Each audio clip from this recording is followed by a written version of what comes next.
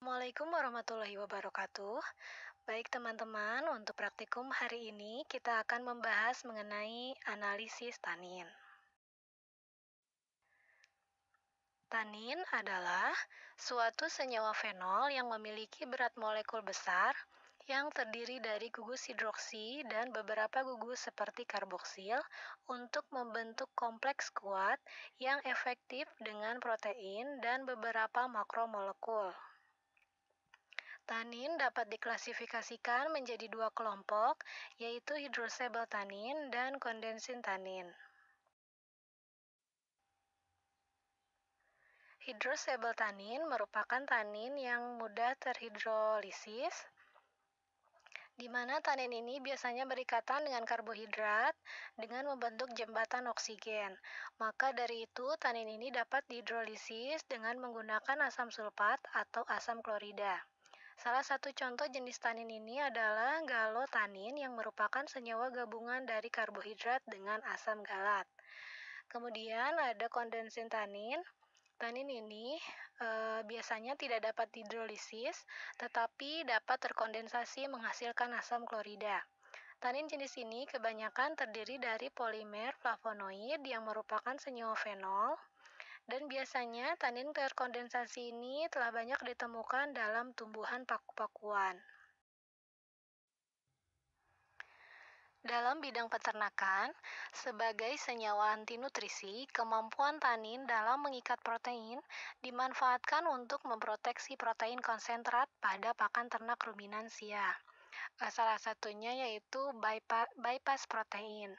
Biasanya tanin ini digunakan untuk memproteksi protein sehingga protein tidak dapat didegradasi di dalam rumen sehingga langsung menuju abomasum. Penggunaan tanin dalam kadar rendah dapat meningkatkan efisiensi mikroba dalam rumen, memiliki efek antioksidan, dan dapat melindungi sel sehat terhadap bahan toksik.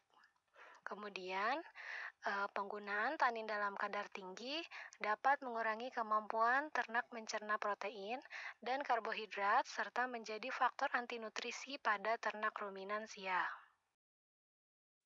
Alat dan bahan yang digunakan dalam praktikum meliputi tabung reaksi, kertas saring, vortex, sentrifugasi, spektrofotometer, standar BSA, SDSTA, buffer asetat, FeCl3, HCl, asam tanat, dan metanol. Langkah pertama, kita lakukan persiapan sampel, di mana sebanyak 200 mg teh yang telah disaring dan ditimbang, kemudian kita masukkan ke dalam tabung reaksi. Selanjutnya, kita lakukan ekstraksi dengan penambahan 10 ml metanol 50%, lalu kita lakukan vortex atau homogenkan selama 10 menit. Selanjutnya, kita sentrifugasi dengan kecepatan 5000 rpm selama kurang lebih 5-10 menit atau 3000 rpm selama 15 menit. Nah, untuk selanjutnya, kita ambil sampel yang telah disentrifugasi tadi, diambil 1 mili, kemudian ditambahkan 1 mili standar BSA. Selanjutnya, kita biarkan selama 20 menit di ruang pendingin dengan suhu 5 derajat Celcius. Nah, setelah itu, kita lakukan sentrifugasi kembali selama 15 menit pada kecepatan 3000 rpm.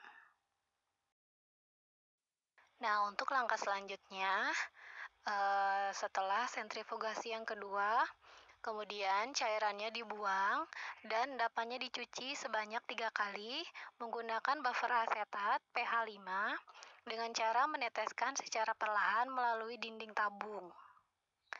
Nah, selanjutnya endapan tersebut dilarutkan dengan 4 ml SDSTA, kemudian dipindahkan ke tabung reaksi biar ukuran dari tabungnya lebih besar, dan ditambahkan 1 ml larutan FeCl3 dalam HCl 0,01 molar. Selanjutnya, campuran tersebut dihomogenkan dengan vortex, lalu dibiarkan pada temperatur kamar. Nah, kemudian serapannya diukur dengan menggunakan spektrofotometer pada panjang gelombang 500 nanometer. Nah, untuk langkah selanjutnya yaitu pembuatan larutan standar. Yang pertama, kita membuat larutan induk terlebih dahulu, di mana 50 mg asam tanat ditambahkan metanol absolut 1 mg per mili. Selanjutnya, kita siapkan 6 tabung reaksi, di mana masing-masing ditambahkan 1 mili, 2 mili, 3 mili, 4 mili, 5 mili. Nah, kemudian dijadikan 10 mili larutan.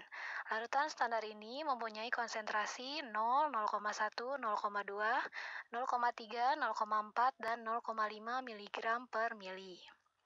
Selanjutnya, masing-masing dari larutan standar tersebut kita ambil sebanyak 1 mili ke dalam tabung reaksi dan ditambahkan 1 mili larutan standar BSA. Selanjutnya, dilakukan cara kerja yang sama terhadap sampel. Terhadap sampel yang larutan standar ini, cara kerjanya sama. Setelah ini lalu diinkubasi di suhu 5 derajat Celcius selama 20 menit, begitu seterusnya mengikuti alur preparasi sampelnya. Nah, warna yang dihasilkan adalah warna ungu kehitaman. Kemudian larutan standar ini juga di spektrofotometer. Nah, kemudian dihitung persen taninnya menggunakan rumus berikut, di mana persen tanin yaitu faktor pengenceran dikali sampel miligram per mili dibagi 200 mg dikali 100. Berikut data dari hasil analisis tanin, ada 2 tabel. Tabel yang pertama untuk tabel deret standar, kemudian tabel yang kedua merupakan tabel dari hasil absorbansi sampel. Selanjutnya, buatlah grafik hubungan antara absorbansi dengan konsentrasi pada larutan standar. Yang selanjutnya, teman-teman hitung konsentrasi sampel dari persamaan grafik yang diperoleh dan hitung persen kadar taninnya. Buat dalam bentuk laporan seperti biasa dan dikumpulkan pada minggu berikutnya. Baik teman-teman, sekian yang dapat saya sampaikan. Kurang lebihnya mohon maaf. Selamat menjalankan ibadah puasa bagi yang sedang menjalankan. Wassalamualaikum warahmatullahi wabarakatuh.